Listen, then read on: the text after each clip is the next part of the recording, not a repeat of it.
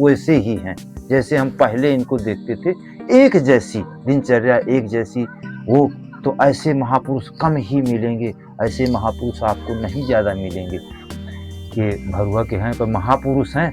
आज इनकी पोजीशन ये है कि आज 32 साल हो गया लगातार, 33 साल गुरु जी की सेवा में रहे। अच्छा, 4-6 साल 8 साल, और इसके बाद गरीब गुरु जी का शरीर न रहने के बाद 18 दिन इन्होंने अन्न जल नहीं सेवन किया। दोस्तों सीताराम, आशा करते हैं आप सभी लोग बहुत अच्छे होंगे। आज इसी कड़ी के साथ में हम आ गए हैं बहुत ही प्रसिद्ध स्थान पर, जहां पर पूज्य श्री प्रेमानंद महाराज जी पैदल चल के आए थे, जो कि सिसोलर, और स्वामी जी महाराज आपको दर्शन कराते हैं। सामर्थ्य हो जाते हैं तो उन्हीं की करनी और कथनी संतों की होती है। जैसे लिखा है कि परहित हेतु सबन की करनी, उनको किसी का करना नहीं पड़ता है, किसी को। आप इधर देख सकते हैं स्वामी जी महाराज हैं, और चारों तरफ से हरे भरे पेड़ पौधे लगे हैं। इधर फूल माला टंगे हुए हैं, इधर महाराज जी के कपड़े हैं, और उधर भी एक महाराज जी भ्रमण कर रहे हैं। अंदर एक महाराज जी भोजन प्रसादी बना रहे हैं। देखेंगे दोस्तों, कुछ भक्त लोग आए हैं, तो महाराज जी के यहाँ जा रहे हैं।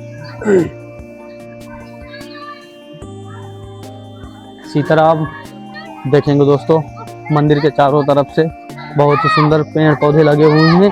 ये तुलसी माता लगी हुई है, ये पता नहीं औषधि वाला पेड़ लगा हुआ है। और ये महाराज जी की साधारण सी कुटिया, महाराज जी इसी में रह के भजन साधना किया करते हैं। दोस्तों देख सकते हैं अंदर एक महाराज जी भोजन प्रसादी बना रहे हैं।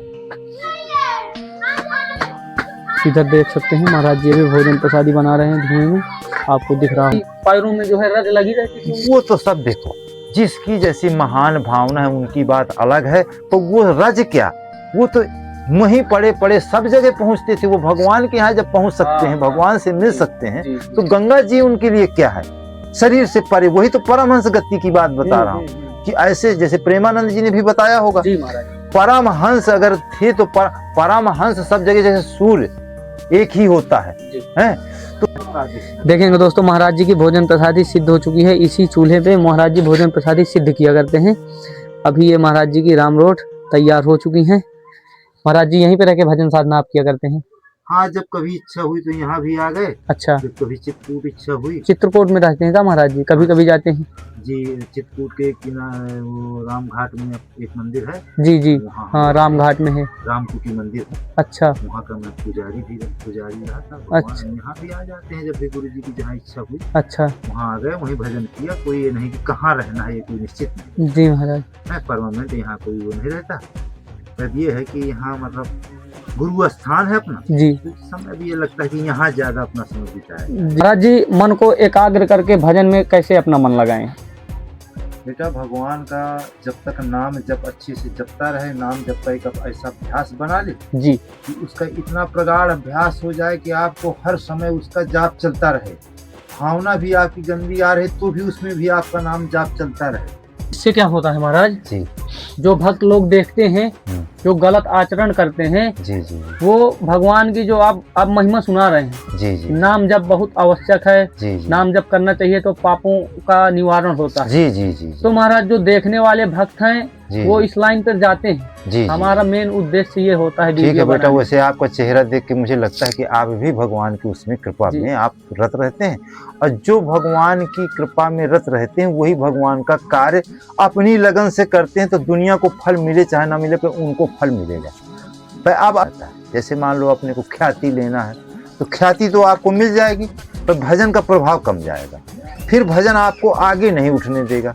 या मान लो आप कोई चीज़ संसार की विषयों को चाहते हैं कि मेरा नाम हो जाए, मैं ऐसा से वैसा हो जाऊं, फिर वो तो जो महापुरुषों के जो पात्र होते हैं, जो सदगुरुओं के जो पात्र होते हैं, जैसे हमारे स्वामी जी हैं। जी महाराज जी, स्वामी जी की थोड़ी महिमा बताएं। स्वामी कहते हैं कि यहाँ पर पूज्यपाद प्रेमानंद महाराज जी पैदल चल के आए थे। जी जी जी, आए थे यहाँ, प्रेमानंद जी आए थे यहाँ। भरुआ के रोटी राम बाबा भी आते थे। और अपने जो वर्तमान में अभी जैसे स्वामी जी हैं, इनको कोई लोग बाग जानते नहीं है, न ये कभी जनाना चाहते हैं, पर ये महापुरुष हैं।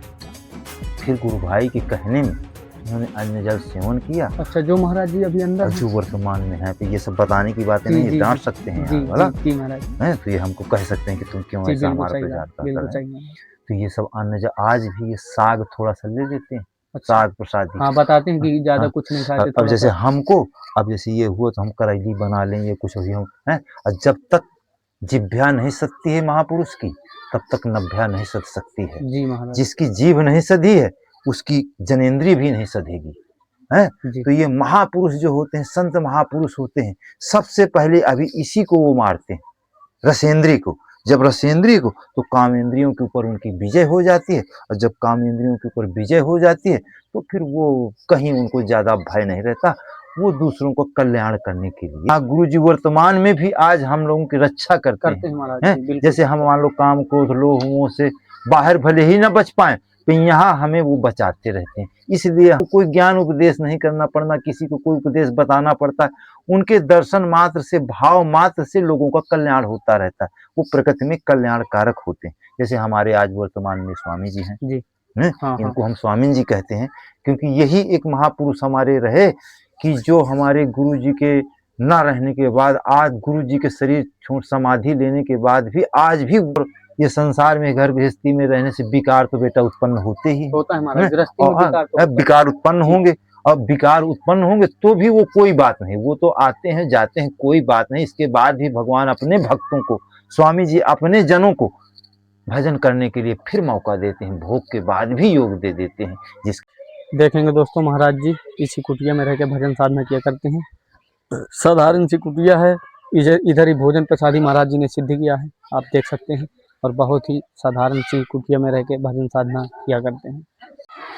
दोस्तों कमेंट में ज़रूर बताएं वीडियो कैसा रहा, और अगर मेरे चैनल पर नए हैं तो चैनल सब्सक्राइब करें। जय सीताराम।